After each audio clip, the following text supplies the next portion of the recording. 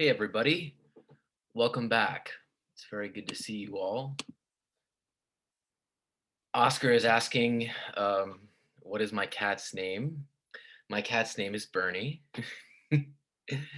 and he is 1 year old. Many of you maybe know Bernie already from previous classes. He appears pretty frequently on the tube, but normally at this hour he's taken a snooze, so it's unusual for him to appear on camera at this time of day. But he was very happy to see those of you who are here, and I'm happy to see you too. Welcome back. I hope that you're doing well. It is Wednesday, the peak of the week, and if you're like me, you're busy and doing a lot. But that's good because a lot is not a little, and there's a lot to be excited about. And today we're going to talk about party voter linkages and continue discussing the specific ways that parties try to appeal to voters and how they try to build their support and develop their constituencies. This is a neat topic because obviously parties matter a great deal to democracy for functional reasons that we've already identified. And parties can vary a great deal in their objectives and in their structure. But undoubtedly, one of the most important things they do is they represent or appeal to or connect with voters, and they become intermediaries of that kind. So it then becomes natural for us to evaluate the different ways that they build their support and the different implications for democracy.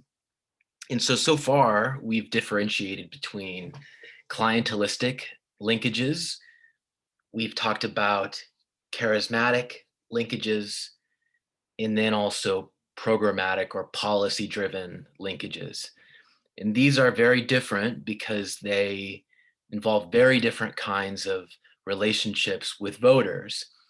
Some of these you're already relatively familiar with. In clientelism is one idea that we've discussed a great deal in the past in this class. We've talked about how individual voting behavior can be informed by clientelistic relationships with political parties or politicians who obtain or buy the support of the voter through money or consumer goods, and in effect develop a kind of clientelistic exchange relationship with them that generates and guarantees the support for that politician or party at relatively low cost. And we talked at great length about how clientelism can be harmful to democracy because although it is one form of accountability, it's a very limited form because individual voters are really confined to that exchange, and they can't demand more in the way of policy or programmatic concessions or the kinds of concrete material substantive gains that they really would hope for if democratic government functioned in a way that was responsive and that really focused on improving their life. And so as we set out today, I want you to think about and be reflecting on the implications of these different strategies for democracy. How does clientelistic linkages, how do these types of linkages affect democracy in terms of the quality of representation or the capacity of voters to hold parties accountable or the ability of different institutions of government to hold parties in power accountable? These are all important considerations. And so we're going to talk about all of them today. And near the end, I'm going to open it up to more discussion as always, and I want you to be thinking about these questions that I've posed to you already. Now, on Friday, we'll do some more interesting scenarios and simulations where I give you information and place you in different scenarios, and we make choices about different courses of action that we could take, and then consider the potential consequences. So, going back to the chat, yes, Jacqueline, as in Bernie Sanders. And yes, He is every bit as in Bernie Sanders. So returning to the question of clientelistic linkages, these things are complicated because we have a variety of different actors involved. And remember that we saw the footage from the Philippines and we saw also examples from Mexico and Argentina. And in all of those cases, you didn't just have the politician or the principal, the patron, that is, you also had the broker or the intermediary, the person in between, or the agent or actor linking the politician and the clients, the voters, that is. These complex relationships always involved money, or at a bare minimum, some kind of basic consumer good.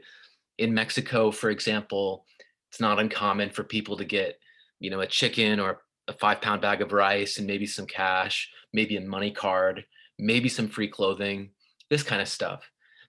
In Argentina, maybe you get something similar. It's also not uncommon to get drugs or alcohol, any number of things that people might want in that they might provide their vote for in exchange. And these sorts of relationships underpin clientelistic relationships. This is what makes them clientelistic exchanges. And when parties use this as a deliberate strategy for developing a constituency or supporters, they use their infrastructure, they use their resources in a strategic, calculated way to dispense these payments or these goods, these drugs or this alcohol or whatever it is that they're using. And these relationships are, again, mediated by the broker. And this is often going to be someone that the party hires or a member of the party itself working in between the party and then the client or the voter or the broader electorate. And of course, the voter, the electorate, supplies votes in exchange for personal favors in some cases, but also, and more routinely, that pork that I talked about. And this can come directly in the form of within group private benefits, in the form of money or food.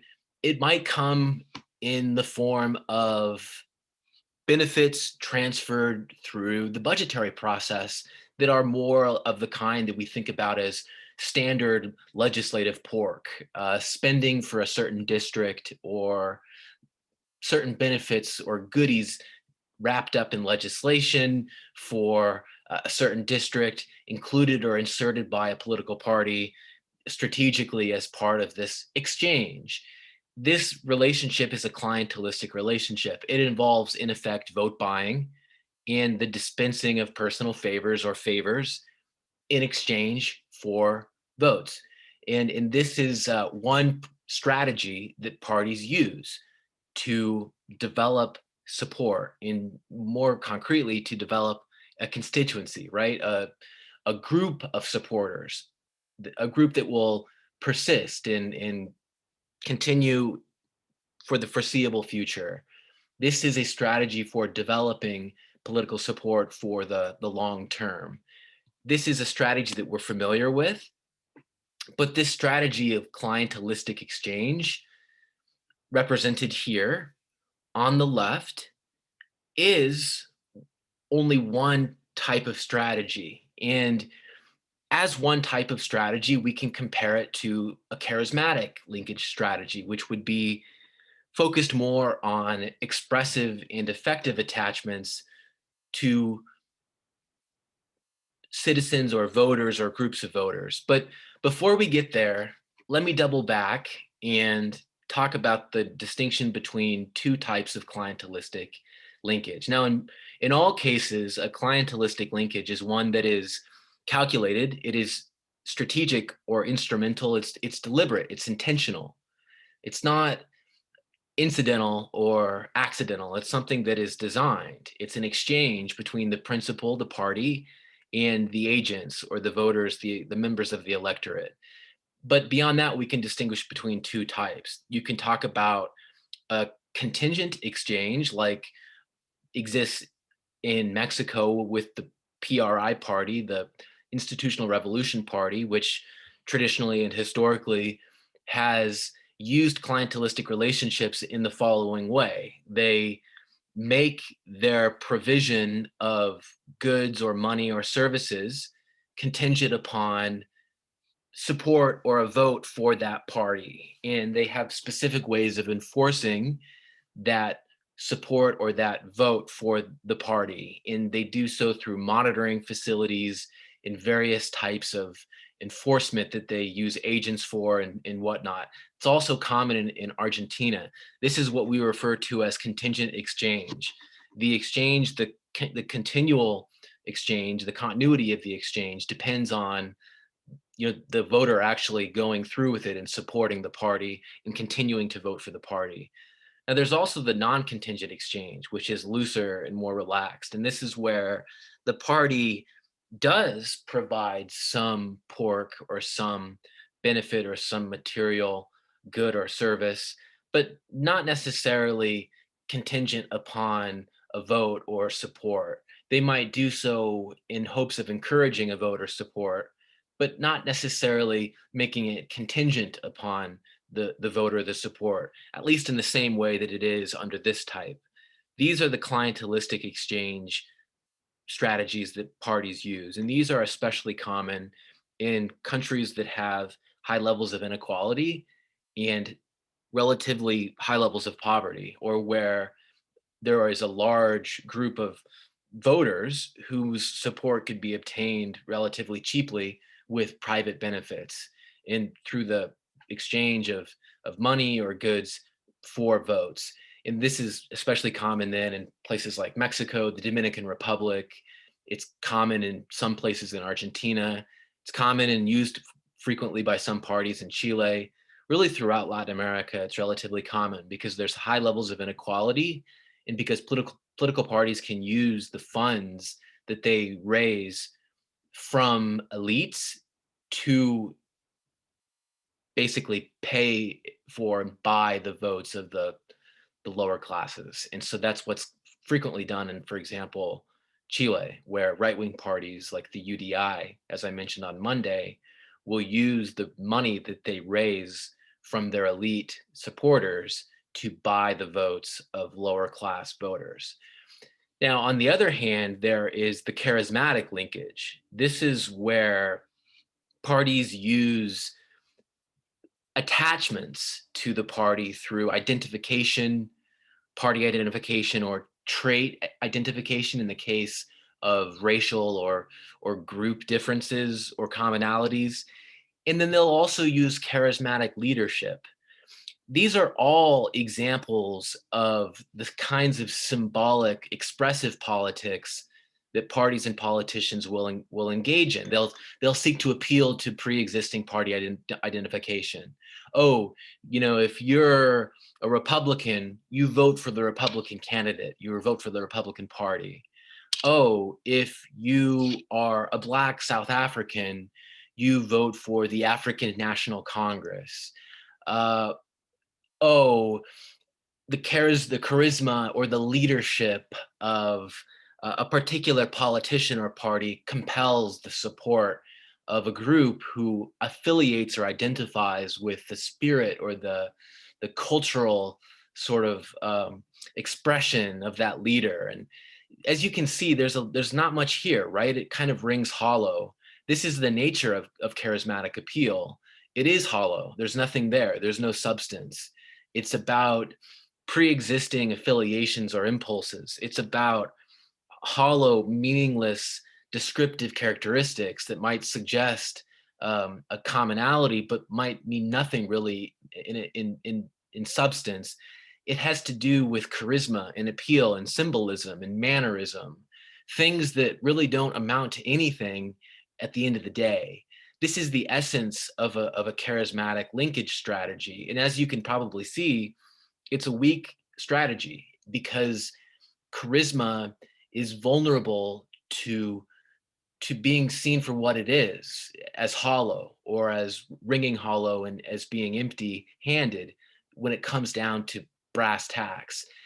Charismatic linkage strategies don't stand the test of time because political support requires parceling out support and sustaining it through the constitution of a coalition with benefits, right?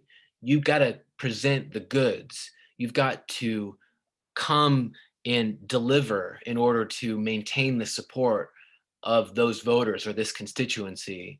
Charismatic linkages or appeals, by their very nature, are all talk, no substance. And so they don't ultimately usually generate that material, substantive foundation for continued support.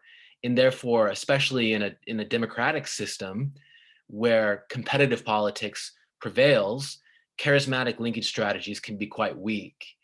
But nevertheless, the thing is, charisma seems to be never in short supply. Charismatic politics is virtually everywhere. And as an appeal and as a linkage strategy or a strategy or an approach to political support building, charismatic politics is probably more common than even clientelistic politics or programmatic politics for that matter.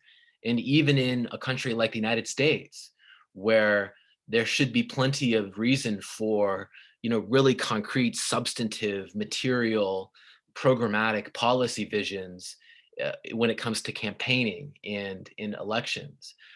And so before we continue, what I'd like to do with you now is we're going to step back and we're going to work together to identify some different examples of charismatic politics that either come down to appeals to party identification, trait or group identification, or appeals to charismatic leadership or symbolic affective attachments.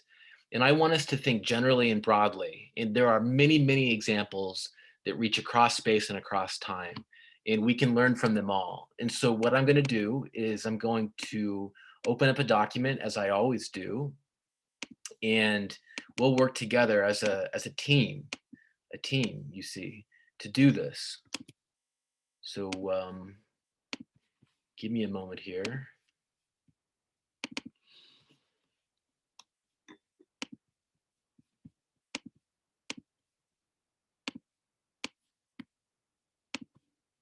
Go to my preferred Times New Roman. Let's get a better black. There we go.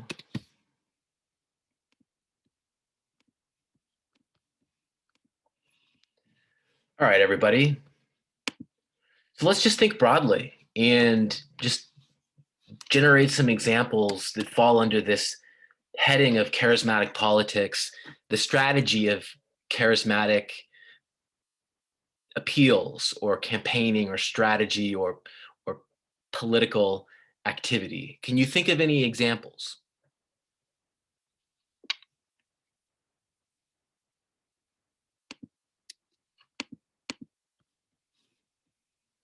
Don't all race for the exits now. 2 of you have already left. Who is the most recent example?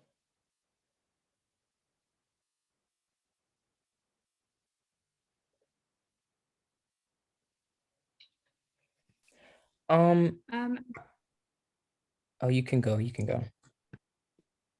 no, I'm sorry. I wanted to offer an example. I don't know if it's the most recent one. In fact, I'm sure it's not, but I wanted to say JFK was very charismatic and he was a president who was just like good looking, and that was like a lot of his selling points. It was LBJ who really got stuff going now after his death. Okay, so JFK was certainly an example, right? We remember him primarily because of image and symbolism, and the appeal of JFK. It had a lot to do with that image. Of course, I wasn't alive then, and so I can't say with certainty, but he did appear to be, for all intents and purposes, an icon, if you will, and I think he's an icon still today.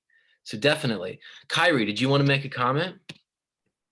Yeah, I think in terms of like modern days, I guess, when it comes to like charismatic leadership, I feel like there's a spectrum, like because it can be divided into many things, like how you said, party identification, trait identification. I feel like those things can be like uh what's the like I don't know, like basically you can use those things to your advantage Mutually for as being, reinforcing. yeah, exactly, for being a charismatic leader. Like I know that I feel like today, like Kamala Harris being the VP, they really stress her ethnicity. Not saying like we have specific examples of her being a like charismatic leader through like policy or like specific examples, but I will say that there's a lot of emphasis on her being like the first Black and Asian American vice president, and so that's very, I feel like, charismatic. And again, another example I would say is Obama. He was very like charismatic in his presidential like administration. These are all good examples, without a doubt. And as Kyrie points out, you know, there's sort of an overlap between party identification appeals and trait identification appeals, and charisma for that matter as well. There was something profound, for example, about the fact that Barack Obama was this, this young, urban, Black leader who was so profoundly articulate, but he was also charismatic. And so there were important elements of symbolism in trait, in descriptive appeal, but there was also charisma. And of course, there was party identification appeal as well. Perhaps for the first time in many years, it seemed like Democratic Party voters were lined up in unison. There was more agreement within the party among voters than there'd been in many years.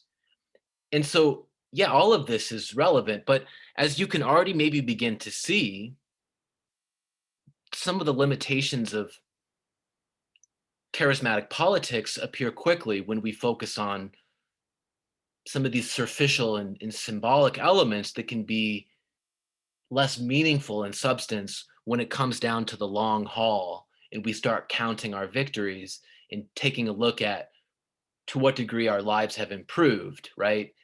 Whether things have really gotten better.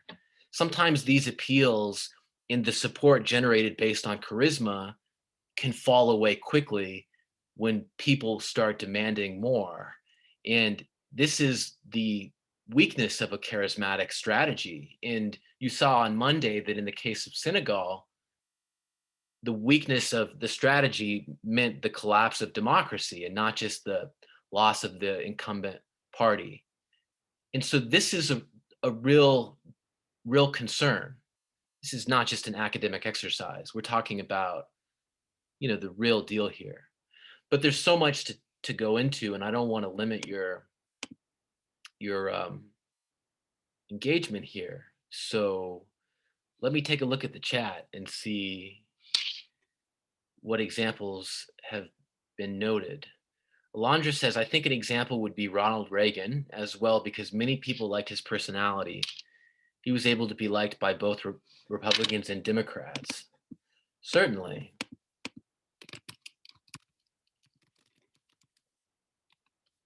Arlene says, is Donald Trump considered to be charismatic? He had no political experience, but he still got voted in. Without a doubt. The appeal of Donald Trump to his supporters was primarily charismatic. I think that if you ask them, in what material, substantive ways has your life improved, many would be unable to answer the question respectfully. I think, though, if you asked them, how does Donald Trump appeal to you? I think what they would say is he speaks to me in a way that is effective for me. And that is undoubtedly charismatic appeal. That's symbolic, affective, charismatic appeal. That's not programmatic or clientelistic or anything else. And so Yeah, absolutely, Arlene. I think that Trump is probably, the most glaring example and maybe the best example because of the strength of that charisma, at least for those who support that individual. Chandon says, can we say former President Barack Obama for being the first colored president? Without a doubt, as well as, for his actual charisma as a speaker and the way that he connected with young people and built support among young people, especially. Would FDR's fireside chats be an example? Totally. Yeah, that would be an example. Those were efforts to, of course, connect with voters in a substantive and programmatic way to justify FDR's policy vision, but it certainly had a charismatic component too, because there was something profound and human about the fireside chat in that connection and that appeal that came from the feeling of being so intimately close with FDR. And of course, the circumstances were so desperate that that was meaningful for people, and that charisma did have great appeal. And Simran says Trump, he's out there and his following comes from his charisma and personal attributes, without a doubt. Without a doubt. As we said, there's not much there beyond that charisma and that personalistic appeal. Alondra says most people liked the way he spoke as well, so he had a very unique way of communicating. Many people liked Bernie Sanders because of his policy stance on education. Good, Alondra. So Alondra's pointing out, well, the difference about Bernie Sanders is he had a programmatic strategy. He did have charismatic appeal. He certainly was charismatic in his kind of aged, sort of brutish demeanor, right? But he was above all programmatic and far-sighted in his policy vision. Say what you will about him, he's the amendment king for a reason. He is first and foremost a political and policy tactician, someone who's focused on the details in the human picture and the policy component. And so Bernie Sanders, I would argue, of course, I have to admit I'm biased. We named our cat Bernie. Come on. But I would say that Bernie is quite obviously a programmatic politician, and in some ways, the limits of his success are actually an indication of that, because he sort of hit a glass ceiling in a sense when it came to building political support, because it's hard to generate a winning coalition entirely based on programmatic and policy appeal. It's difficult to do that, practically speaking, at least under the prevailing rules of the game, where Democratic presidents have to especially dominate their opponent in order to win, because of the way the game is set up. Chandon says, yeah, AOC is definitely an example of an outspoken and charismatic politician. But I would also suggest that beyond that charismatic component, there's an important programmatic and policy component, because AOC is another example of a kind of bold policy technician, or kind of sort of policy guru, if you will, right? She's very concerned about the details, and she appeals to voters, and she appeals to them and connects to them by pitching her policy concerns and preferences in a human way. And she talks to voters and appeals to them by framing issues in terms of how they affect them, and then how her policies would address those. And so that's very pragmatic, and that's very policy oriented. But again, this is part of, I think, why in the United States, Democrats are worse at politics. It's that saying, I've said it before, Republicans are good at politics but bad at governing. Democrats are bad at politics but good at governing. They focus on different things. Republicans are better at winning elections because they make a variety of different appeals. Democrats like AOC and Bernie Sanders resonate with their supporters, but often have a difficult time patching together a larger coalition because their programmatic and policy appeals can't break that glass ceiling, right? you inevitably sort of hit the sort of limit, and it's difficult to move beyond that. It's sort of the challenge of our circumstances.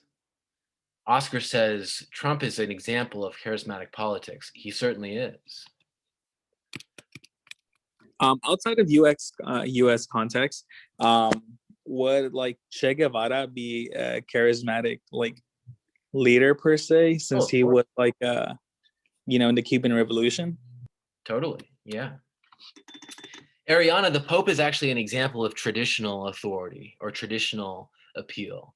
That's actually a separate form, different than charismatic. It's related because oftentimes traditional forms of authority and appeal beget charismatic appeal. But the Pope is an example of a social figure whose authority or appeal or influence stems from their traditional position or position in the community. But I would argue that the most iconic popes have also been very charismatic. So I believe that the current pope, if I'm not mistaken, has been more progressive than many of the early popes. Is that right? Can anyone say anything more about that?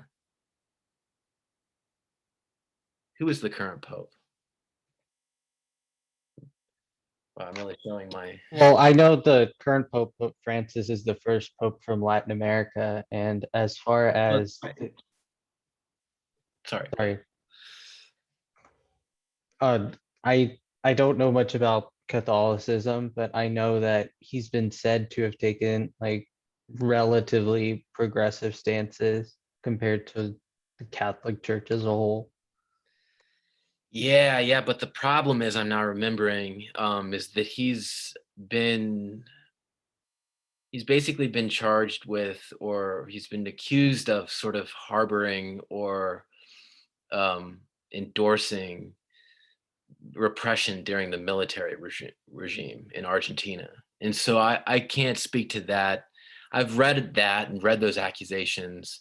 There's evidence of it, but yeah. Anyway, it's so distant from what we're discussing. But the Pope is an example of traditional charismatic appeal. It's charismatic as well as traditional, I would say. Grace says, would Clinton count? Yeah, Clinton was definitely charismatic, right?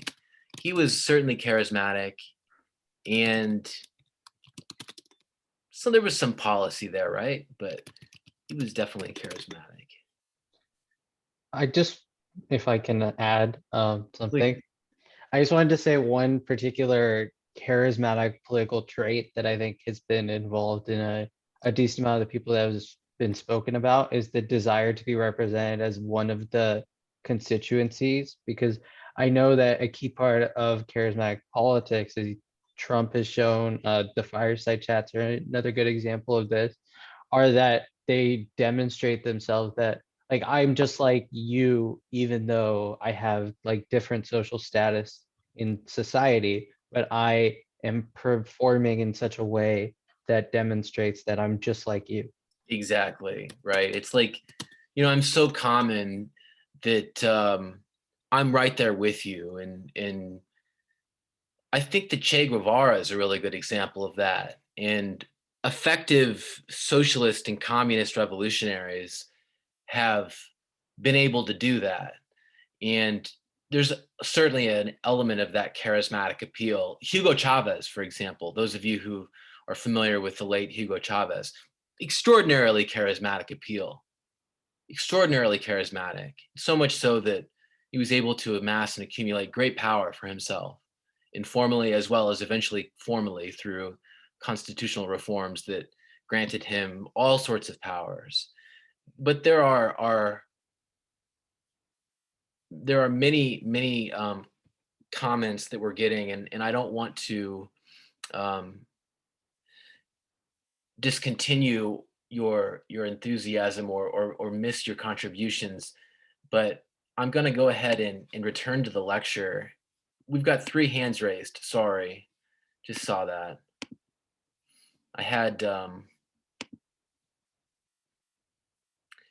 had the It's not letting me open the hands. Hold on. Oh, Alex, did you get a chance to speak? Brittany, did you get a chance to speak? I definitely got a chance to speak, but I wanted to also add the argument that, all the leaders, at least in America, have to be somewhat charismatic just to get elected in the first place. So I think there's definitely, for most of our recent presidents in like the last couple decades, they all have to be somewhat charismatic to get the popular vote. Yeah, without a doubt. And that's the thing about politics, right? It's always a blend of charisma and policy and programmatic appeal.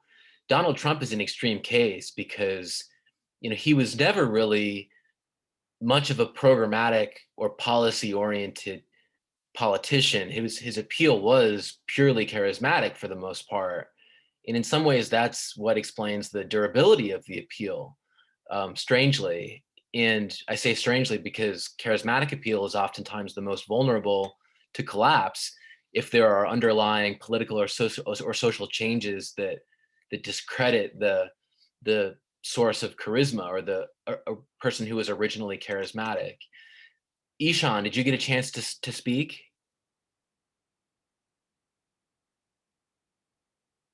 There was one more hand up. Did you get a chance to speak, that third person? Hi, quick question. So is past achievements also considered something charismatic? I'm sorry, Alex. Can you say that again? Yeah, is past achievements also considered something charismatic? Oh, so like I'm not sure. appealing to your performance in office. Well, yes and no. Because well, the way I was thinking was like Trump. He became very rich, even though he got a small loan of $1 million. Small. But a lot of people appeal to that. They're like, oh, he started from nothing and he built himself up. So is that also considered something charismatic? Yeah, I think so because you're trying to reference the force or the strength of the individual or characteristics about them that should make them appealing or forceful for voters. So I think so, yeah, because that certainly wouldn't relate to appealing to the traits or the characteristics of voters or yourself, and it certainly wouldn't really relate to appealing to the party either, because you remember that at the beginning, Donald Trump was really at odds with the Republican Party. And in fact, no one in the party and no one in the media took him seriously at first because they didn't think that he was credible and that he was formidable and that he was competitive and that he could actually win the nomination. And so he discredited the party and was immediately at odds with the party. And when he won the nomination, his appeals did not root themselves or ground themselves in appeals to his membership in the party. He was always first and foremost focused on his personal image and his personal appeal. And so he is an example of charismatic leadership without a doubt. And what's striking about that, everyone, is that, as I told you on Monday, charismatic appeals are actually usually a weak strategy because those appeals can subject you to backlash from voters if the underlying circumstances change. If, for example, complex social or economic changes lead voters to view you as discredited or punish you for some way or hold you responsible for something that happened or view your charisma or your appeals as less profound. And one example that I gave you on Monday was the example of the Senegalese Democratic Party in Senegal. And in the case of Senegal and this party, the PDS, they originally used clientelistic strategies and traditional patron-client exchange-based relations to develop their support. And for many years, they were quite successful in doing so. And in the process, helped to contribute to the consolidation of democracy in Senegal. And unfortunately, though, the process of democratization coincided with the process of social change and economic change that undermined those original linkages. And in response, the PDS began searching for a new strategy, and they began to emphasize charisma. And in particular, they turned to Abdullah Wade, the leader of the party, and his appeals and the symbolism of group and party identification and charismatic appeals more generally were really the focus for the party. But this was a mistake because voters didn't respond favorably to the new charismatic appeals. And in the long run, the PDS could not sustain support, and the charismatic linkages began to collapse. Those linkages, the Trumpian linkages, the charismatic linkages between politician and voter did not stand the test of time, and they eventually began to weather, and they fell and collapsed altogether. And in March 2012, Wade, the PDS leader, who had turned to these charismatic linkages, lost to Macky Sall. And I told you the rest of the story. Sall is a repressive and illiberal authoritarian who jails his rivals, imposes electoral laws, who narrowed the electoral field, and in general has abused the playing field and altered the playing field enough to significantly change the nature of politics in Senegal. And the country is no longer a democracy. It's now a dictatorship. And Macky Sall is, for all intents and purposes, a ruling president. And he is what we would refer to as an illiberal populist. He's an authoritarian who used what were effectively pseudo-legal means to erode the bases for competitive elections and then ultimately do away with them altogether. And Senegal provides us a cautionary tale about how strategy switching can be consequential and how it can affect the fate of democracy and the fate of the party itself if the switch is a miscalculation and the switch goes wrong and goes awry, so to speak. Parties make choices just like voters do. And in the case of the PDS chose to run primarily on charisma when clientelism fell out of favor as a result of those changing circumstances. But when that happened, voters responded in a way that the party did not anticipate, and they withdrew their support. When they withdrew their support, the collapse of support for the party created a power vacuum, more or less. And Macky Sall, this authoritarian, this liberal populist, this dictator, really filled the void. And in filling the void, discredited the party further and eventually dramatically reduced the playing field by imposing a new electoral law. The overwhelming lesson, the moral of the story is that parties have to compete on issues and develop programmatic visions. They have to appeal to more than just charisma and personal symbolic appeal. They have to develop a vision of their own, a bold forecast, a future that they want to be a part of and they want to construct once in power. They must look beyond party identification, trait identification, and personal charisma and symbolism, and they must instead focus on their vision and their agenda. And the reason that we looked at Senegal is because Senegal is a new democracy, and we have the benefit of seeing in real time how the choices of parties and voters affect the survival of democracy and the survival of democratic institutions and the fate and the success of democratic institutions like parties and in democracy itself. And so in Senegal, party choices and social changes conspired to produce, unfortunately, the erosion and decline and collapse of democracy. And we see then that party choices do matter a great deal, but most importantly, that parties have to represent and have to put together policy agendas and programmatic agendas that represent citizens and that respond meaningfully to citizens,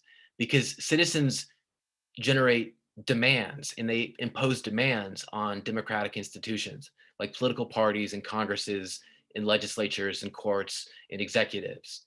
And in a rapidly changing, developing society, people evolve and generate rapidly changing and escalating demands. And if parties don't respond in a material way, in a substantive way, and if instead they pin their hopes on charisma and symbolic appeal, well, the whole house of cards might come crashing down and democracy might be undone by a leader like Macky Sall. And what I would suggest to you is that in the United States, in recent years, there's been a similar loss of substance, and political parties, perhaps not all parties equally, but some parties have focused less and less on programmatic and policy vision and more on charismatic and trait and party appeal at the expense of democratic deepening, because in doing so, they have threatened their support. People have fewer and fewer substantive reasons to cling to or support political parties or to associate strongly with them. And these ties of democracy are weakening. And I would suggest to you that Donald Trump emerged as one example of the kinds of forces that could fill the void as these traditional democratic institutions are weakening. And if parties don't reinforce and recommit to programmatic linkages, I think that the parties and the linkages will continue to weaken further. But what do you think? What do you think? Am I too unoptimistic in my forecast? Am I too doom and gloom? Or do you think that I'm on the money when I suggest that parties aren't putting enough thought into their appeals and the ties of democracy are weakening?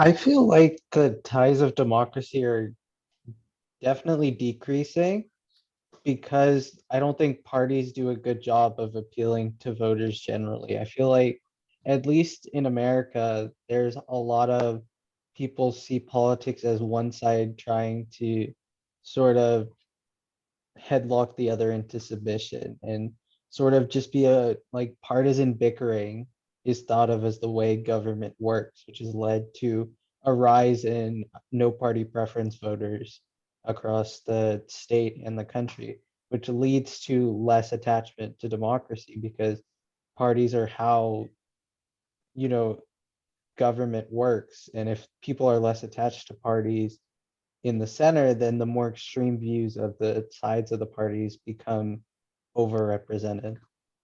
See, this is one of the big challenges, I think, and one of the ironies and the conundrums. Parties are inherently incentivized to use short-term strategies. And that often means symbolic, personalistic, charismatic appeals. But those short-term strategies don't lend themselves to effective long-term governance that's based on programmatic policy considerations. And so they get into power, they get into office without a clear vision or without real promises or without a mandate, so to speak. And they wind up governing in precisely that way. And so it's difficult because democracy as a setup that's based on winning elections, it really incentivizes the wrong linkages. And I think that what suffers is actual governance, because then there are questions about what to do once you actually win power. Anyway, everyone, we're not done with this. We'll continue on Friday, and it's an interesting discussion that we'll get into more detail in. We'll start to address the question of programmatic and policy linkages and how this type of linkage might represent a solution to some of these limitations and weaknesses that we've talked about so far. Very good seeing you, and I'll see you again on Friday. Goodbye.